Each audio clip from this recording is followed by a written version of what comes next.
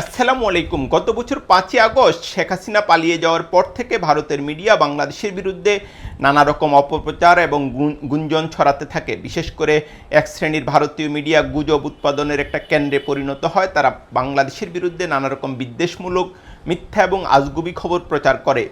এবং ভারতীয় মিডিয়ার মধ্যে খুব সম্ভবত এক নম্বরে এ ব্যাপারে রয়েছে রিপাবলিক টিভি এবং তার যে উপস্থাপক ময়ূখ রঞ্জন ঘোষ। কিন্তু ভদ্রলোক, আমরা যেটা দেখলাম যে গতকাল ঢাকা বিশ্ববিদ্যালয়ে বাম ছাত্র সংগঠনগুলো যে বিক্ষোভ করেছে তাতে তিনি খুবই উচ্ছ্বসিত, খুবই আনন্দিত।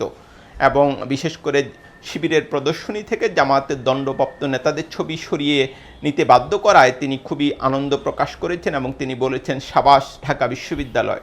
তিনি যেটা লিখেছেন যে বাংলাদেশের মাটি রাজাকার মৌলবাদী জামাতিদের হেডকোয়ার্টারে পরিণত হলে সেটার ব্যবহার করবে গ্লোবাল জঙ্গি গোষ্ঠীগুলি, আর সেটা হলে ভারতসহ গোটা দক্ষিণ এশিয়ার জন্য আতঙ্কের বিষয় হবে।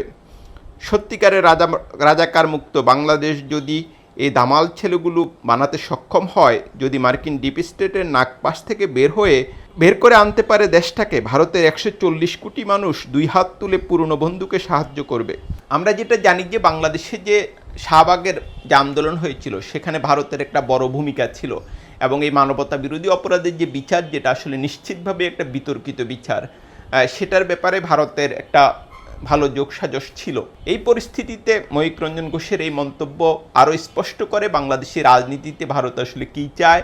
এখন উনি তো আর ভারতের সরকার নয়, কিন্তু আমরা যেটা জানি যে রিপাবলিক টিভি এবং ময়ূখ রঞ্জন ঘোষ বিজেপির খুবই কট্টর সমর্থক এবং ভারতের উগ্রবাদীদের এক ধরনের মুখপাত্র।